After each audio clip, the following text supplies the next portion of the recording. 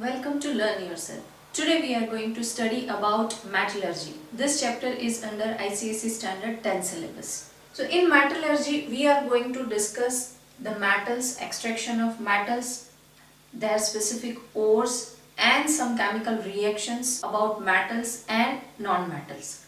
So we are starting our chapter with the difference between metal and non-metal. Here we are covering all the valence electrons, chemical properties, physical properties of metal and non-metal, and we will see that how non-metal elements are different from metallic elements. So first, these are the metals and these are the non-metals. First, ionizes by electron loss. This is a simple difference based on their characteristic properties, but from each and every point the reasons are likely to come that we will discuss as well, and some multiple choice question or fill in the blanks may come from this characteristic property. All those things we will discuss side by side. In metal side, it ionizes by electron loss. Ionizes by, what is the meaning of ionizes by? If sodium atom is there, the ionization of sodium atom will give a sodium ion. When any metal will form ion, that is the meaning of ionizes. So it ionizes by electron loss. All the metals will ionize by losing electron. Na plus, K plus, all these metals are forming ions by losing electron and they will form positive ion. Whereas non-metallic elements will ionize. When they will ionize, they will form negative ion. For example, chlorine. So when chlorine will ionize, it will form Cl minus, chloride ion. So they will ionize by electron gain. Both will form ions. Metal will form positive ions, non-metal will form negative ions. These ions are positive ions, these ions are negative ions. Second point, loses electrons when supplied with energy. When we are giving energy, for example, sodium. So sodium has 281 electron. In its valence shell, there is only one electron. So when we are giving energy, it will lose this one electron and it will form electronic configuration like neon, that is 28. So when we are supplying energy, it will lose electron. And it is electron donor. Whatever electron they are giving, whatever electron they are losing while forming ion, those electrons will be accepted by some other non-metallic element. So that's why it is termed as electron donor. Gains electrons when supplied with energy. So whenever we are giving energy, they will gain electron. Chlorine's electronic configuration is 287. When we are giving energy, it will gain one electron and form 288 electronic configuration.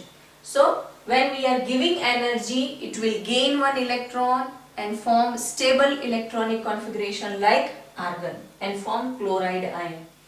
They are electron acceptor. Whatever electrons they will get from metallic element, they will accept it. So that's why they are known as electron acceptor.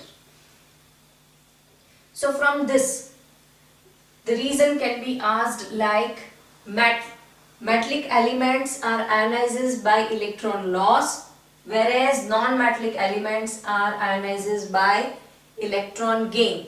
Then we need to write this one example and show that how they are forming ions, by accepting electron or by donating electron.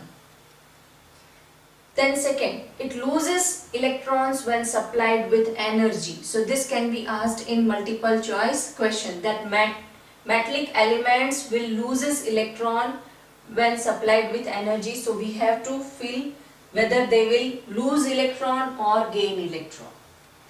Then third point, they are known as electron donor, or they are electron donor, or metallic elements are electron donor, whereas non-metallic elements are electron acceptor. So the same example you can write there and you can show that how they are donate electron and how they are accepting electron. So with one example you can write all the three answers. Then next point.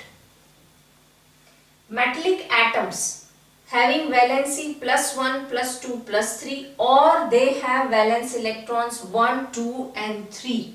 That means all this 1, 2 and 3 electrons they will donate and form +1 ion, +2 ion or +3 positive ion. So for +1 we can write example of sodium. For calcium it is an example of +2 and aluminium ion is an example of +3 positive ion. Positive ions and they will form electrovalent compound. All the metallic elements will form positive ions and they will form electrovalent compound. Whereas non-metallic elements have 4, 5, 6, 7 valence electrons and remaining electrons they will accept and they will form a stable electronic configuration like nearest noble gas element. They all form negative ions. Why? Because they will always accept electrons. So how many electrons they will accept, that many negative ion they will generate. That means chlorine is accepting 1 electron, it will form chloride minus ion. Then nitride ion is accepting 3 electrons, so it will form N-3 ion. Sulfur is accepting 2 electrons, so it will form sulfide ion, and this is -2. So they will form negative ions. Electrovalent compound and covalent compound. Non-metallic elements can form 2 types of compound. First is electrovalent compound and second is covalent compound. For example, chlorine is non-metallic element. With another chlorine it will form Cl2. This is covalent bond. Whereas with NaCl it will form electrovalent bond. So one non-metallic element can form both the types of compound, electrovalent as well as covalent compound. The next point is valency. How can we say that this is the valency of this metallic element and this is the valency of non-metallic element? So number of electrons they will lose per atom will be the valency of metallic element. For example, sodium. So sodium is losing 1 electron and is forming Na+. So what will be the valency of sodium? Well, sodium's valency is 1. Whereas calcium is losing 2 electrons and forming Ca+2. So the valency of calcium is 2. And here aluminium is losing 3 electrons. So valency of aluminium is 3.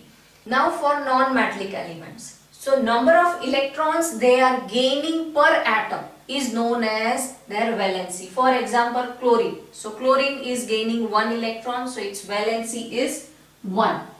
Then nitrogen is accepting or gaining 3 electrons. So nitrogen's valency is 3. Then sulfur is gaining or accepting 2 electrons, so its valency is 2. So that is how we are deciding valency for metallic elements as well as non-metallic elements. Now we will see their physical property and their chemical property. These are very simple. Metals are lustrous, they are solids. They have high melting point and boiling point. They have high density. They have high ductility and malleability. That means it can be drawn into wire and we can beat it and make a thin sheet of it. Then they are good conductors of heat and electricity. Whereas non-metals are non-lustrous, their states can be liquid, gaseous, whereas metals are stiff solids. They have low melting point and boiling point. They have low densities. They are non-malleable and low ductility will be observed in non-metals. They are non-conductors or bad conductors of heat and electricity. Now this point is very important, that metals are good reducing reagent.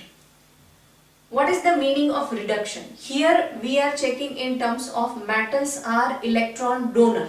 earlier we have discussed that when they are forming positive ions, they are giving up electrons. So that electron, if any atom is using, and its valency will change. For example, from +3 it will become +2, or from 0 it will become -1.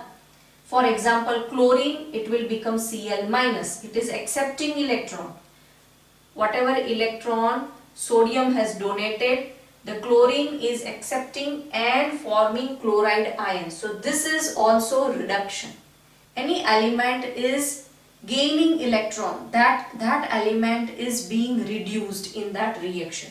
So they are good reducing reagent because they are electron donor. Whatever electron they are giving up, that electron, another atom will use it and form negative ions. So that's why they are termed as good reducing reagent. Now this is exactly opposite that. They are good oxidizing reagent. Now what is the meaning of oxidizing? If sodium atom is there, it is losing one electron and form Na+. So whatever electron it is giving up, one atom is accepting that. So it is helping in a way to form sodium a positive ion. So this is oxidation. When any atom is losing electron, that is oxidation. And chlorine is helping sodium to lose electron. In a way, chlorine will use that electron. So that's why non-metallic elements are oxidizing reagent, because they are accepting electron and they will help metallic element to form positive ions. They are accepting electrons. So that's why they are oxidizing reagent. Whereas here they are donating electrons, so that's why they are reducing reagent. So that is a basic difference between these two. Then next, they are forming basic oxides. All metallic oxides are basic in nature, and all non-metallic oxides are acidic oxides or acidic in nature. So they are forming acidic oxide like sodium oxide, potassium oxide. Here non-metallic elements are forming acidic oxide. What is the meaning of acidic oxide? When this oxide will mix with water, they will generate a liquid or aqueous solution of acidic pH. So that's why it is known as acidic oxide. Here if you will see CO2, if you are mixing it with water, it will generate H2CO3, carbonic acid.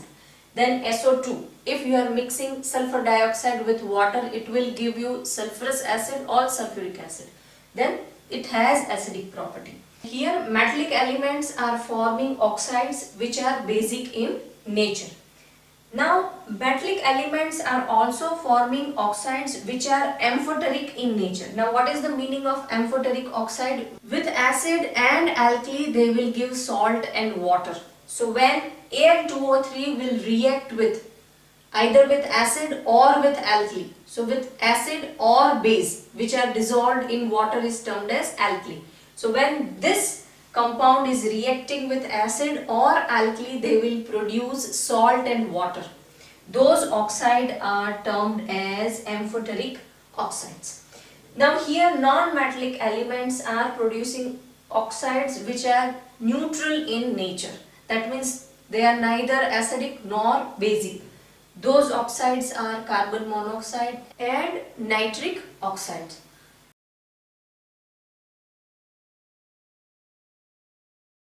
What is the occurrence of metal? Metals are remain in the earth crust in a mineral form. Sometimes when metals are reactive, then they are in a combined state. For example, sodium metal, calcium metal, potassium metals, those metals are reactive. So they will be in the combined state, or they will be along with some another negative element, they were in the compound form in earth crust. So that means they are in a combined state. Whereas some metals like noble metals, gold, silver, all these metals are noble metals and they will occur in natural state, or they will be there without combined state. That means they are as it is in earth crust, because their reactivity is very low.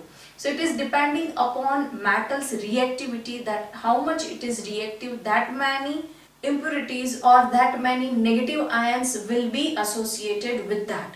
And Along with that, the extraction process will also differ as the metal reactivity will differ. So all these things we are going to study in this chapter. So let us start with some basic terms which we are going to use in metallurgy process. First of all, what is a mineral? So the compounds of various metals found in nature associated with their earthy impurities are known as minerals. Minerals means one metal will be there and along with that impurities will be there. So this combined compound is known as mineral, and this compound is naturally occurring in earth crust. From there we are taking it and we are purifying it and we are taking metals. So that process is known as metallurgy. Now ore, the naturally occurring minerals from which metals can be extracted profitably and conveniently. That means that particular metal in that ore or in that earth crust or in piece of that earth crust should be in high amount so that it should be profitably, because this process, extraction of metal from its impurities, is very tedious process and it requires so much effort and it requires so much large scale industrial setup. So it should be profitably. That means the percentage of metal should be high in that particular ore and it should be convenient. That means with easy 2 or 3 or 4 chemical reaction, we should be able to extract those metals from that impurities. So that is the meaning of profitably and conveniently. Again, what is the ore? The naturally occurring minerals from which metals can be extracted profitably and conveniently are known as ore. So in earth crust and in any mineral, if the metal percentage is high such that it will be profitable and convenient to extract that metal, that mineral is termed as ore. Now next, metallurgy. What is metallurgy? The extraction process of metal, matrix or gangue. So silica oxide or mud will be with ore and that mass is known as gangue or matrix. Now flux. What is a flux? Substance added to ore to get rid of gangue. We need to separate gangue from our metal. So for that, whatever substance we are adding, that substance resulting in formation of fusible compound, that is known as slag, and this whole process is known as flux. All these things we will discuss again when we will see a stepwise extraction process of metal. So let us see a stepwise extraction process of metals. So basically there are 3 main steps in extraction of metal or in purifying of metal. First is dressing of ore, second is concentrated ore we are converting into oxide form, and then last, from its oxide we will get pure metal, and that is reduction. So let us see a first step, that is impure ore we are making concentrated ore. So in that 4 types of process will be there. First is hydrolytic method, which is we are doing by density, that with the help of density we will separate the impurities. Second is magnetic separation. In this iron ore we are separating from its non-magnetic impurities. Third one is froth flotation, and in this we are doing preferential wetting for impurities and we will separate it out. Then last one is chemical method. In this we will perform certain chemical reaction and will use sodium hydroxide and will separate impurities. All these 4 methods we will see it in detail. Then second step, once our ore has become concentrated, there are multiple types of ore and it is depending upon which type of impurity present in that ore. For example, we have zinc metal and it has 2 types of ore. For example, zinc sulfide and zinc carbonate. Then this is termed as sulfide ore of zinc. This is termed as carbonate ore of zinc.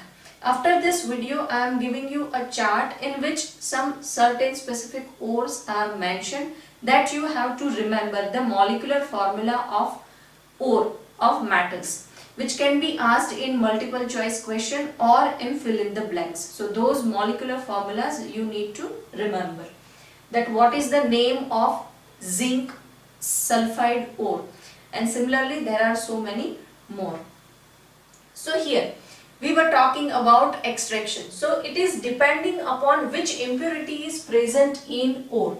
So accordingly our extraction process will change. If it is a sulfide ore, then we are performing certain different steps, and if it is carbonate ore, then also we are doing certain different steps, because when we are eliminating sulfur and when we are eliminating carbonate, then the steps will differ.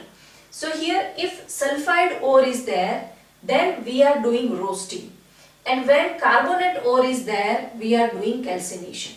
So in this step we are making sulfide ore or carbonate ore into oxide form. So we are converting our ore into oxide form in this second step. Whether it is sulfide ore or it is carbonate ore, we will convert them into oxide. So when it is zinc sulfide with excess oxygen, we will convert it into zinc oxide. And when it is carbonate ore, then in absence of air we will perform this reaction and we will get zinc oxide. So this is calcination, this is roasting. This happens with presence of air and this happens with absence of air.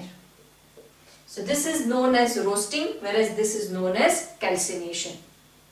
Now third step, when we got our oxides of metal, any metal, whatever metal we are extracting, from second step we will get oxide of that metal, for example zinc oxide. Then now any metal oxide we will get, that metal oxide we will separate it from its oxide in this reduction step. And again here we have to check its reactivity also, because if metal is very reactive, then bond is very strong, then we required some extra effort to separate it from its oxide. Whereas metal like mercury and silver is there, then its reactivity is low. Then with simple thermal decomposition we can separate them from its oxide. For example, mercury oxide is there, then we will heat it and we will get mercury and oxygen separated. So this type of metals we will separate with thermal decomposition. Little more reactive metals like zinc, iron, lead and copper. All these metals we can separate from its oxide with the help of reducing reagents like carbon. So with the help of carbon we can separate them from its oxide. And the metals like this, potassium, sodium, calcium, magnesium and aluminium, these metals are very reactive and they are placed top of the reactivity series. So by electrolysis process we can separate them from oxygen. So this is based on how much metal is reactive and how much its bond strong with oxygen. Based on that we are choosing the process. So the metals which are very reactive, we are performing electrolysis. Metals which are less reactive, we are performing reduction reaction on them, and metal which are least reactive, by simple thermal decomposition we can separate them from oxygen.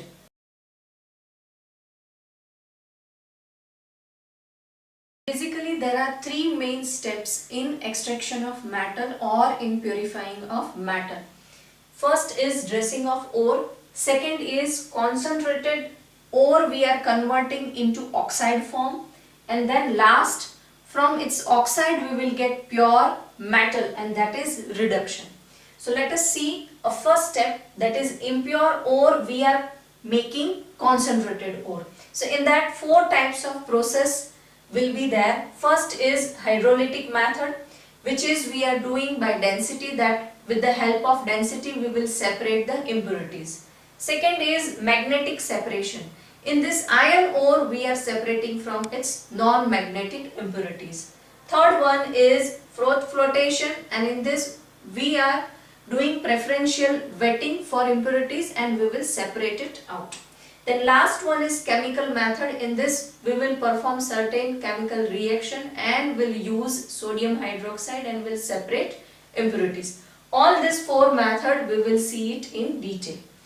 Then second step, once our ore has become concentrated, there are multiple types of ore and it is depending upon which type of impurity present in that ore. For example, we have zinc metal and it has two types of ore. For example, zinc sulfide and zinc carbonate. Then this is termed as sulfide ore of zinc. This is termed as carbonate ore of zinc. After this video, I am giving you a chart in which some certain specific ores are mentioned that you have to remember the molecular formula of ore of metals, which can be asked in multiple choice question or in fill in the blanks. So those molecular formulas you need to remember. That what is the name of zinc sulfide ore, and similarly there are so many more. So here we were talking about extraction. So it is depending upon which impurity is present in ore. So accordingly our extraction process will change. If it is a sulfide ore, then we are performing certain different steps, and if it is carbonate ore, then also we are doing certain different steps, because when we are eliminating sulfur and when we are eliminating carbonate, then the steps will differ. So here if sulfide ore is there, then we are doing roasting, and when carbonate ore is there, we are doing calcination.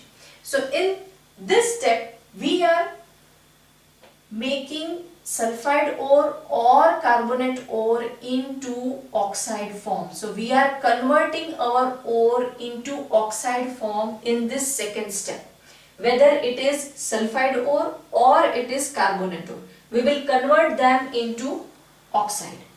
So when it is zinc sulfide with excess oxygen, we will convert it into zinc oxide. And when it is carbonate ore, then in absence of air we will perform this reaction and we will get zinc oxide. So this is calcination, this is roasting.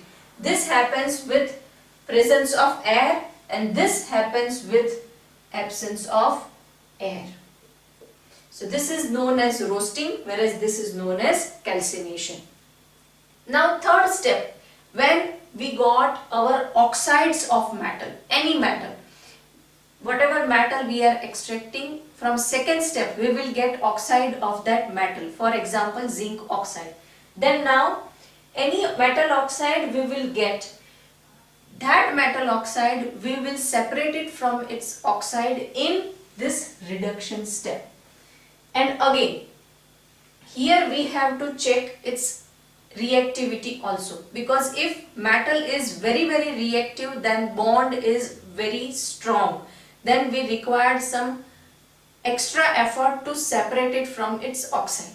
Whereas metal like mercury and silver is there, then its reactivity is low. Then with simple thermal decomposition we can separate them from its oxide. For example, mercury oxide is there, then we will heat it and we will get mercury and oxygen separated. So this type of metals we will separate with thermal decomposition. Little more reactive metals like zinc, iron, lead and copper. All these metals we can separate from its oxide with the help of reducing reagents like carbon. So with the help of carbon we can separate them from its oxide. And the metals like this, potassium, sodium, calcium, magnesium and aluminium, these metals are very reactive and they are placed top of the reactivity series. So by electrolysis process we can separate them from oxygen. So this is based on how much metal is reactive and how much its bond strong with oxygen. Based on that we are choosing the process. So the metals which are very reactive, we are performing electrolysis. Metals which are less reactive, we are performing reduction reaction on them, and metal which are least reactive. By simple thermal decomposition we can separate them from oxygen.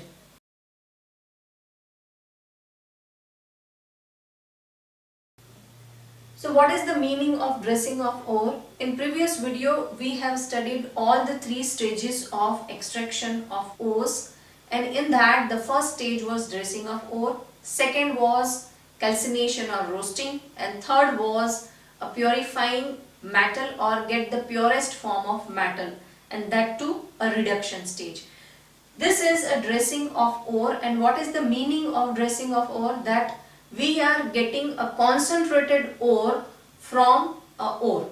In this process basically we are eliminating mud particle and earthy impurities from the ore, and that means if any ore is combined with any compound, so that compound we are not removing at this first stage.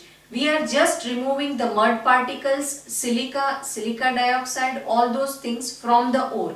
That means we are concentrating ore in this stage. This is the very first stage, and in this we are going to learn three different methods to concentrate ore. First method is hydrolytic separation.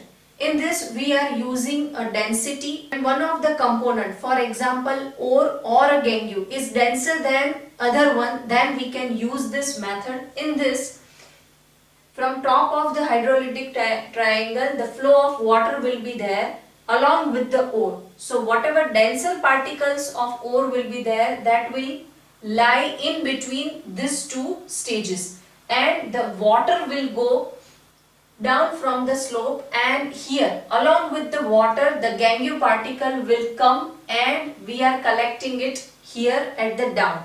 So ore is denser and it will lie in between these two steps, whereas the lighter gangue particle will flow along with the water and it will get separated from the denser ore. So this method is known as hydrolytic method, in which the gangue particle is lighter and we will separate it with the help of flow of water. So this is first method. Second method is how can we concentrate a ore which has iron particles in it. So basically iron ore we are separating through this magnetic separation. So in this we are putting a pulverized ore in this. What is the meaning of pulverized ore? Fine particles of ore, that is known as pulverized ore. So that we are adding into this, and that ore particle will go on this conveyor belt. This conveyor belt is magnetic one. So here we are keeping two vessels.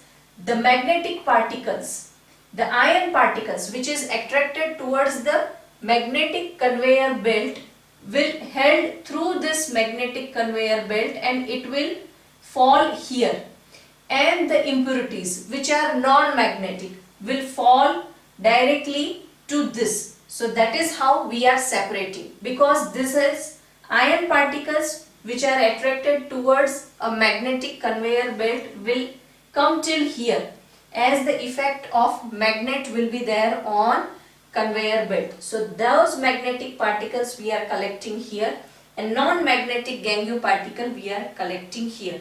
But this we can utilize only and only for iron particles, because this is magnetic separation and iron is the only metal which is attracted towards the magnet. So this process is specifically for iron ore. Now third is fourth flotation, and this process we are using for mainly for sulfide ore, because sulfide ore will get wet by oil. So in this what we will do, we are taking oil and water mixture and we are taking ore in this vessel, and from top of that we are blowing air into this vessel. So what will happen, that what all ore particle, the sulfide ore will be there, that ore will get wet with oil and it will come at the top of this vessel. So this is ore, and the gangue particles, they will get wet by water. So they will settle down. Once they will get wet by water, they will become heavier and they will settle down. And our ore, which is sulfide ore, will get wet by oil and it will come up because of the air which we are blowing into this vessel. So that is how we are separating two things, sulfide ore at the top and the gangue particles at the bottom. This process is known as froth flotation process, and this is basically used for sulfide ore. So this are the process which we are using to concentrate the ore. After we will get this concentrated ore, we will convert this ore into its oxide form.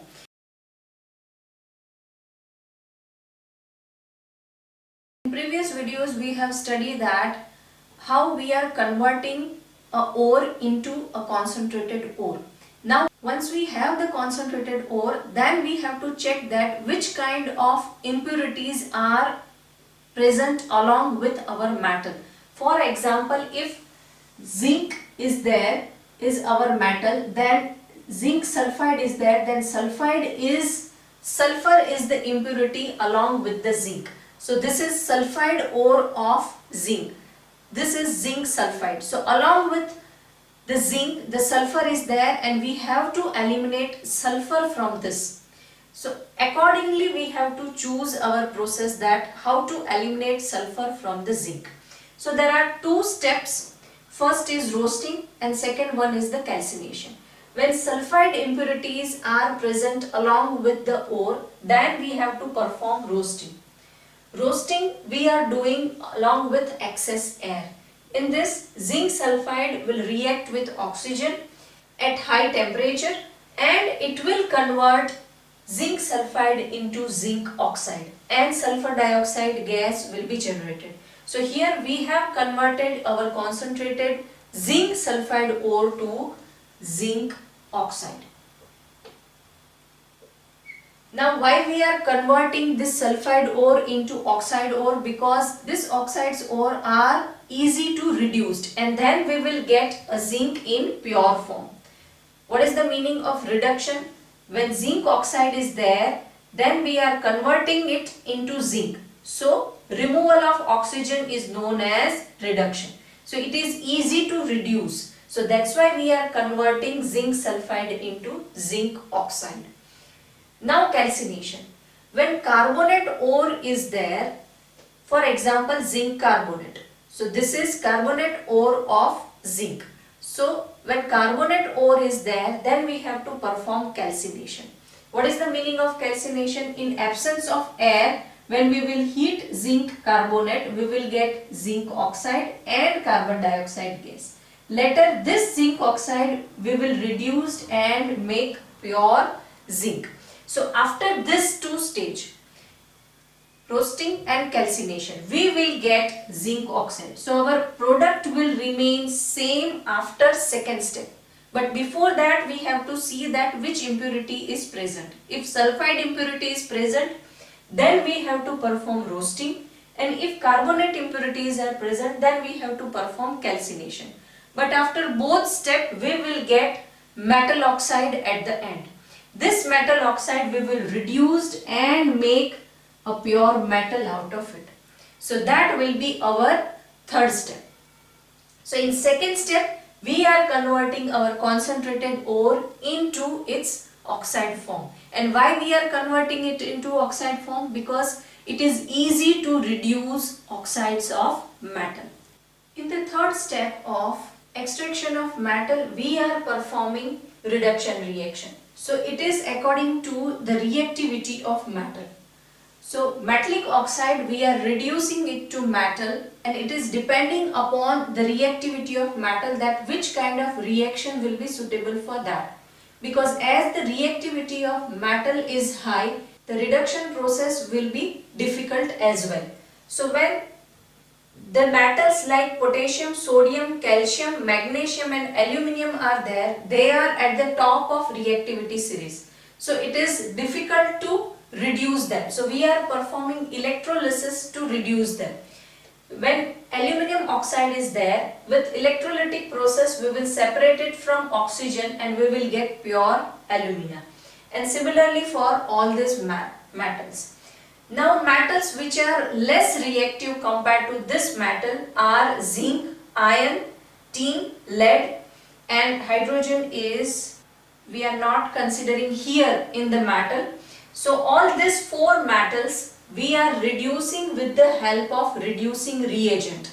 And as a reducing reagent we are using carbon, carbon monoxide and hydrogen. So when zinc oxide is there, we are reducing with the help of carbon in presence of heat. We will get zinc and carbon monoxide. So all this metal we can reduce it with the help of reducing reagent. Now the metals which are least reactive and placed at the bottom of the reactivity series are mercury and silver. So when this kind of metals are there, with simple thermal decomposition, means by simple heating we can separate them from its oxide. For example, if mercuric oxide is there, we will heat it and it will separate from oxygen and we will get pure mercury matter.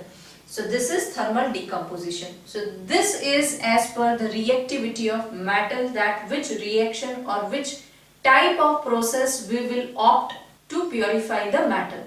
So this is how we can extract metal, and we have seen so far three steps of metal purification. First is concentrating ore, second is convert ore into its oxide form, and third one is convert oxides of metal to the purest form of metal. So this is how we can extract metal. In extraction of aluminum, and we are going to study the first step of extraction of aluminum, and that is dressing of ore. This process is a chemical process in which there are three main chemical reactions, and this process is also known as Bayer's process. Let us understand how we are extracting aluminum. In this process we are doing dressing of ore, and this first step of the extraction of aluminum has three different steps. So first step we will just understand it, what we are doing it, then second step and third step. Along with this I am covering the reason also, that why we are doing so and what will happen if we are following this chemical process. So first step is, this is our bauxite ore, this is our ore, Al2O3 2H2O, this is our ore. When it is reacting with caustic alkali or NaOH, sodium hydroxide, at 150 to 200 degrees Celsius, we will get NaAlO2. This is sodium aluminate. Name of this molecule is sodium aluminate, and water will be separated out. So in this step, what we are doing, impure bauxite we are converting into sodium aluminate. And what we are doing and why we are doing this, because in this ore there are two types of impurities. First is iron oxide, iron 3 oxide, Fe2O3.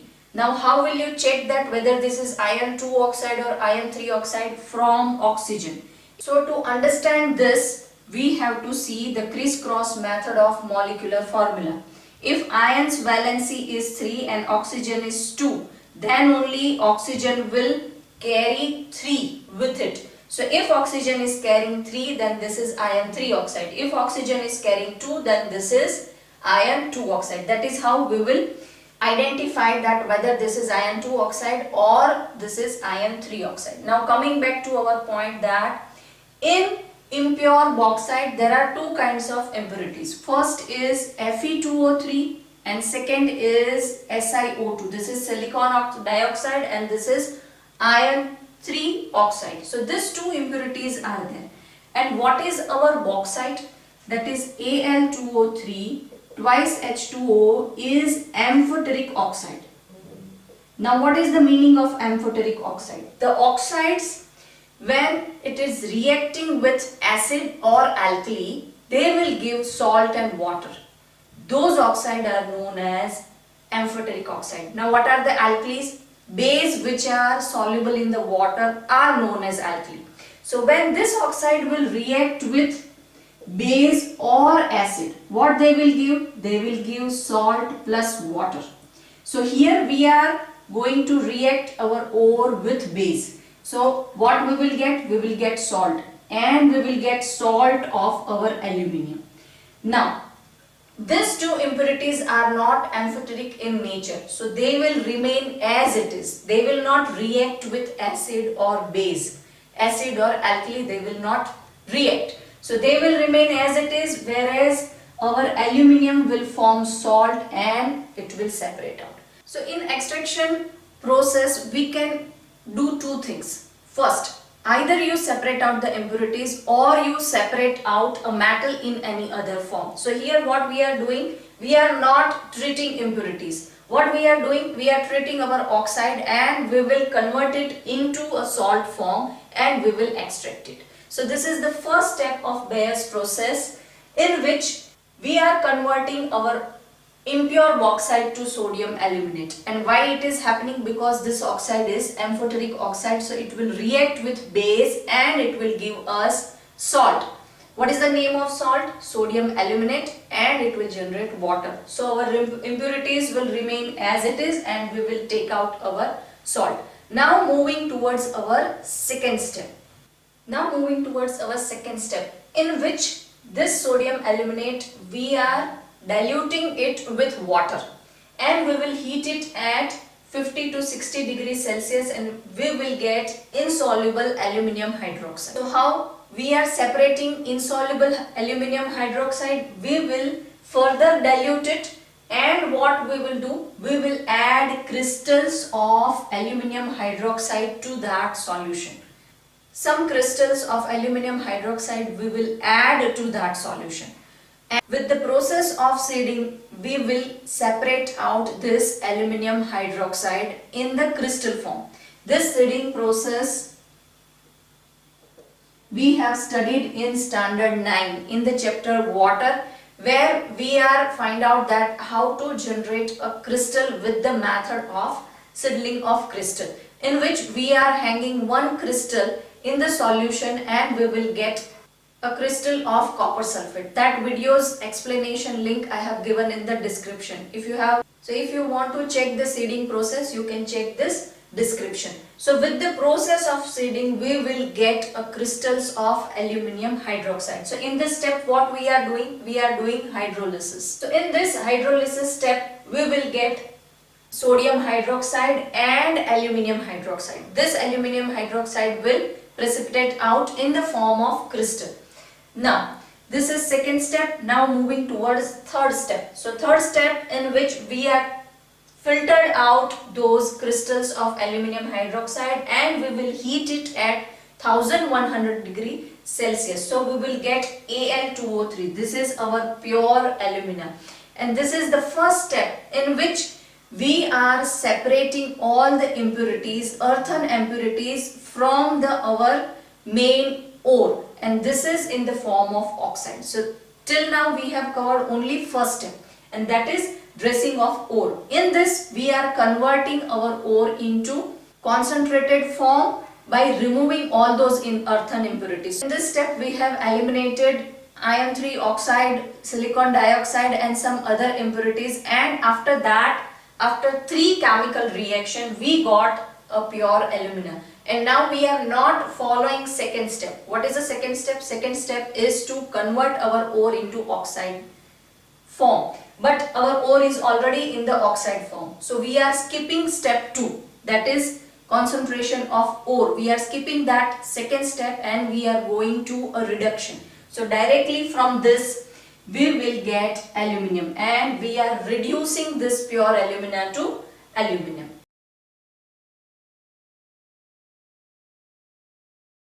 Electrolytic reduction of pure alumina. Earlier we have seen that how we are performing dressing of ore of bauxite ore. This is the third step, in which we are doing a reduction step, and this reduction we are performing with the help of electrolytic reduction. This process is also known as Haroult process. This is the third step. We have skipped second step in between because our ore is already in the oxide form. So this is the third step. We are reducing pure alumina to metallic oxide. Now this process is also known as Haroult's process. In this electrolytic reduction, we are taking this electrolytic cell, in which cathode we have taken a lining inside a electrolytic cell. Whatever lining we have done is of gas carbon lining, and that gas carbon lining itself will act as a cathode. Now, anode. These are the anode rods and they are of carbon. So there are 7 carbon rods we have taken and they will act as anode in this electrolytic process. As an electrolyte we have taken 3 different things, and that too in different proportion. Fused alumina. Now what is the meaning of fused alumina? The molten form of alumina. And what is alumina? Alumina we have recovered from the bauxite ore that we have already seen in first step. So this is alumina, that is Al2O3. Earlier it was Al2O3 twice H2O, that was our bauxite ore. Here we are using Al2O3, that is our pure alumina, and that we are taking in fused state, that means it is in the molten form. That we are taking one part. Then cryolite we are taking. What is cryolite? Cryolite is Na3Alf6. This compound name is cryolite, and that we are taking in 3 part. Then feldspar also we are taking, that is CaF2 in 1 part. So all this mixture we are taking as electrolyte. Now why we are taking all those compounds? There are different benefits of this that we will discuss in detail when we are discussing reasons. Here I am telling you 2 main things. That first, it will lower down the temperature at which the alumina will become fused, or it will convert to the molten state. When we are adding this mixture, it will melt at the temperature of 950 degrees Celsius. So this is the first advantage, and second advantage is it enhances the mobility of this fused mixture. So we will discuss all these things in detail when we will discuss the reasons. So here first we will discuss how this cell will work. So cryolite, feldspar and alumina, when these 3 are there in electrolytic solution, how they will dissociate. So cryolite will dissociate in Na plus Al 3 plus 6F minus. Then feldspar will dissociate into Ca plus 2 and F minus, and alumina will dissociate into Al plus 3 and oxygen 2 minus. So all those ions will separate out, and all those ions will be there in our electrolytic medium. So what will happen in this electrolytic process? We are doing a reduction, and we have taken anode rods, carbon rods. So with the help of this carbon we are doing this reduction process. So Al2O3 will convert into molten aluminum. So with the help of this carbon rod, this reduction will happen, and this is molten aluminum, this is pure aluminum will comes out from the bottom of the electrolytic cell, and that we are collecting over here. So this is the process of electrolytic reduction. What will happen at cathode? At cathode, aluminium ion will discharge and form pure alumina, and that we are collecting it from the bottom of the electrolytic cell. At anode, oxygen will get discharged and it will give us 1 atom of neutral oxygen. So here all those neutral oxygen will combine and form oxygen gas. So at anode we will get oxygen gas, some of the amount of carbon dioxide and carbon monoxide as an impurity, but that will be liberated out. Now our important product is aluminum, and that will be in the molten form. Why it is in the molten form? Because this electrolytic reduction's temperature is very high. So whatever metal we will get, that metal will be in molten form, and that we are collecting from the bottom of the electrolytic cell. So in this you have to remember that what proportion we are taking electrolytic solution, then how those electrolytes will get dissociate. So this 3 equation and 2 more equation, that what process will happen at cathode and at anode. So what products we are getting at cathode and at anode. At cathode we will get our product, that is molten aluminum, and at anode we will get a gaseous product, that is oxygen, and some amount of carbon monoxide and carbon dioxide will also be generated.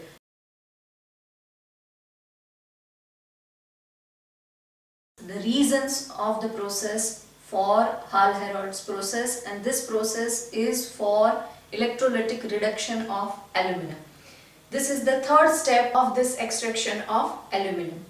Earlier we have seen the complete process, that is Haroult's process. Now here we are discussing the reasons. First reason is why we are choosing electrolytic reduction instead of simple chemical reduction, that we are doing it for other metals, that simply we can let them react with carbon and oxygen will separate out, but that won't be possible in the case of aluminum oxide. Why? Because aluminum oxide is highly stable oxide, and aluminum has high and strong affinity towards oxygen.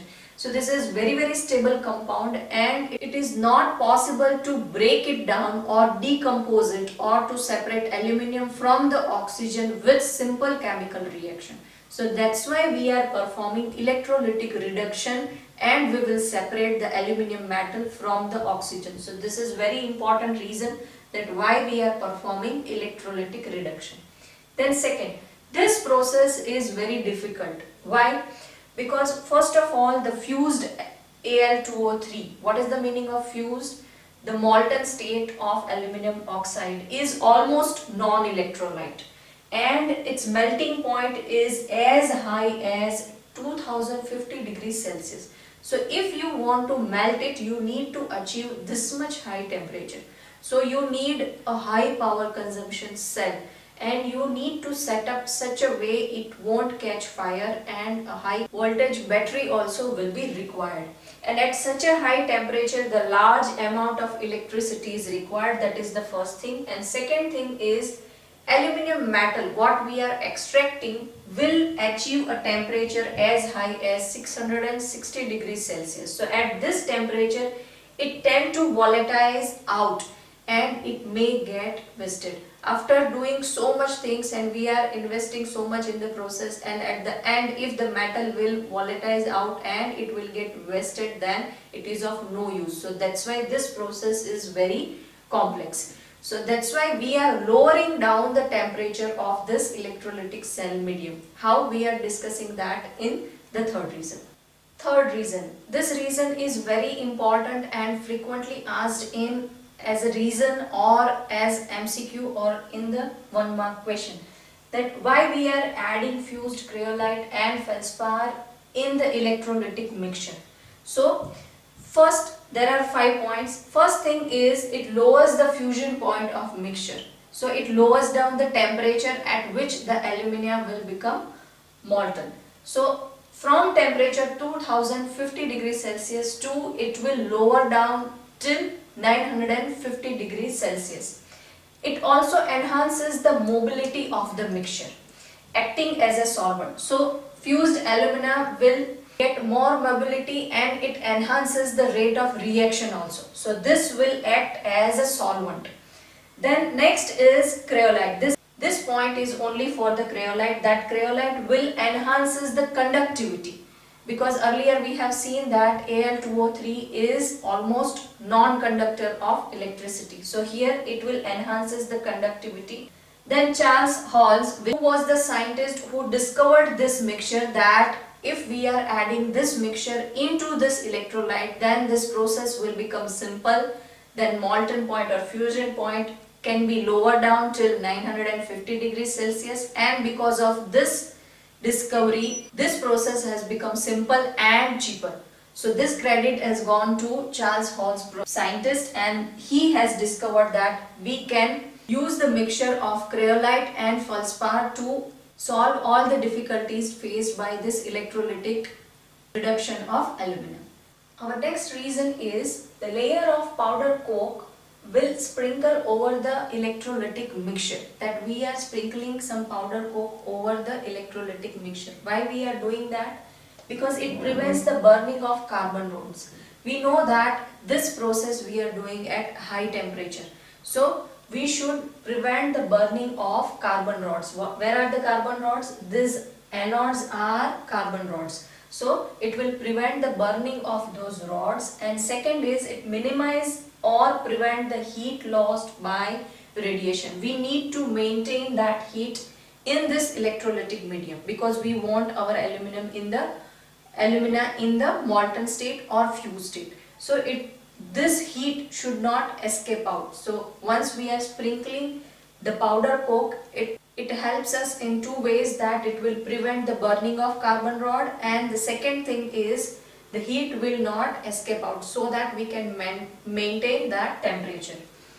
Then fifth one, carbon rods or anodes should be continuously replaced. Why is it so? Because oxygen evolved at anode will react with carbon. We know that whatever oxygen is evolved at anode, the product is oxygen. That oxygen will evolve and immediately it will react with this carbon rod. And since we are getting the carbon dioxide and carbon monoxide, so in this continuous process, oxygen is continuously reacting with this carbon rod.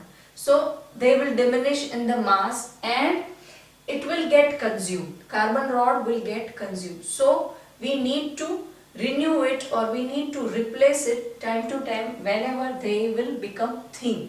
So because of this oxygen, and this oxygen will react with this carbon rod, it will diminish in mass, it will get consumed, and that's why we need to replace them. But next reason is this process is a continuous process. So why this is a continuous process? Because a pure alumina is Al2O3.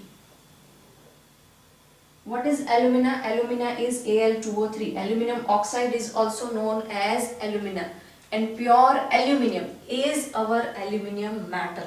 So here pure aluminum is heavier and settle down, and we can take it from the bottom. As the aluminum will separate out from the aluminum oxide, it will settle down here in the molten state, and that we can take it out from the bottom of the electrolytic cell. Now when the concentration of alumina, that is Al2O3, will falls down, here we have attached one control lamp.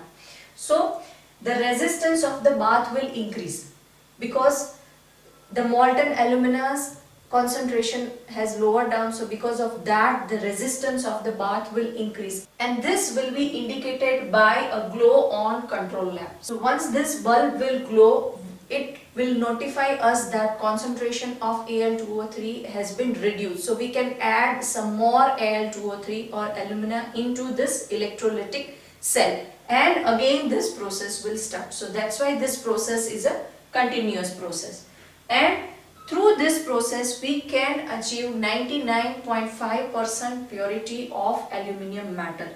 This further can be purified and can achieve 100% purity of aluminum metal by Hooke's process of electro-refining. So here we have discussed that why this process is continuous. So once the concentration of alumina will become lower, at that time the resistance of the bath will increase, and this bulb will glow and show us and indicate us that the concentration of alumina has fallen down. So we can add some more Al2O3 or alumina into the electrolytic cell, and again this process will start. So this is all about the extraction of aluminum, and we have seen the two main processes, Haroult's process of electrolytic reduction, and earlier we have seen the Bayer's process of dressing of ore of alumina ore. All other videos link I have given in the description. If you have doubt in any of the step or any of the process, please comment down below. Don't forget to subscribe, learn yourself. I'll see you in next video. Till then, keep learning, keep practicing.